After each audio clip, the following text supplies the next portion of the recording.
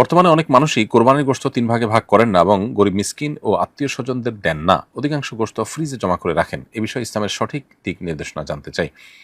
খুবই গুরুত্বপূর্ণ একটি প্রশ্ন। খুবই দুর্ভাগ্যের বিষয় যে আমাদের সমাজে আজকাল কোরবানিকারীদের মধ্যে অনেকেই এই কাজটি করেন। অর্থাৎ কোরবানির গোশতের পারলে পুরাটুকুই আর না হয় বেশিরভাগ অংশই তারা ফ্রিজে ঢুকিয়ে ফেলেন বা রেখে দেন, যাতে করে বেশ অনেকদিন তিনি এই কোরবানির গোশত দিয়ে তার সংসার চালাতে পারেন বা তার সংসারের প্রয়োজন মেটাতে পারেন। কোরবানি নামই যার কোরবানি, নামই যার ত্যাগ এবং স্যাক্রিফাইস, সেখানে আসলে গোশত স্তূপ করে নিজের ফ্রিজে রেখে দেওয়া বা বেশিরভাগ গোশত নিজে রেখে দেওয়া, নাম কাস্তে কিছু গরিবকে দেওয়া বা গরিবকে বিলকুল না দেওয়া, এটা কোরবানির যে মৌলিক উদ্দেশ্য আছে তার সাথে সঙ্গতিপূর্ণ নয়। এই জন্য বদভ্যাস ত্যাগ করা উচিত। কোরবানির ফজিলত এবং মাহাত্ম্য পেতে হলে শরীয়ত আমাদেরকে যেভাবে নির্দেশনা দিয়েছে সেভাবে আমাদের আমল করা উচিত। আল্লাহ সুবহানাহু ওয়া তাআলা বলেছেন, ফাকুলু মিনহা ওয়াত'ইমুল কানি'a ওয়াল মু'তাররা। আল্লাহ বলেছেন, ফাকুলু মিনহা ওয়াত'ইমুল বাঈস আল ফাকির।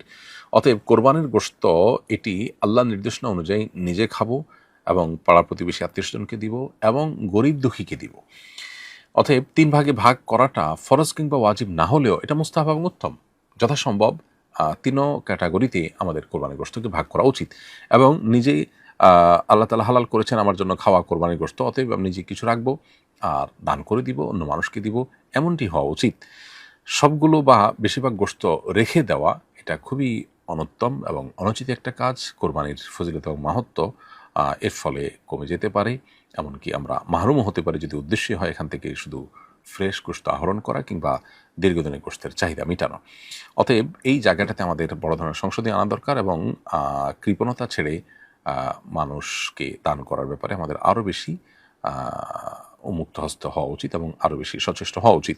যদিও ৩ ভাগে ভাগ করা ফরজ নয়, কোরবানি আদায় হয়ে যাবে, কিন্তু আপনি যত বেশি স্যাক্রিফাইস করতে পারবেন কোরবানি তত বেশি ফজিলতপূর্ণ হবে, আল্লাহর কাছে তত বেশি সওয়াব আপনি পাবেন। অতএব গোশত আপনি মানুষকে দান করে দিবেন, নিজে কিছু রাখবেন এবং অন্যদেরকে কিছু খাওয়াবেন, এই মর্মে আপনি যদি ব্যবহার করেন সেটা হবে কোরবানির সঠিক ব্যবহার। আর না হলে কোরবানি কাগজে কলমে আদায় হয়ে যাবে, কিন্তু তার ফজিলত এবং সওয়াব সঞ্চিতভাবে কমবে।